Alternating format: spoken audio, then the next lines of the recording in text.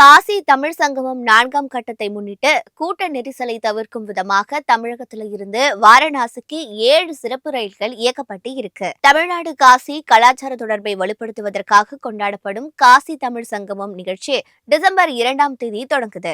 இது வட இந்தியாவை சேர்ந்த மாணவர்கள் தமிழகத்தில் தமிழ் கற்க உதவும் தமிழ் கற்போம் முயற்சியின் தொடக்கம் நிகழ்வினை ஒரு முக்கியமான சிறப்பாகும். இதன் கருப்பொருள் கற்போம் தமிழ் என்பதாகும்.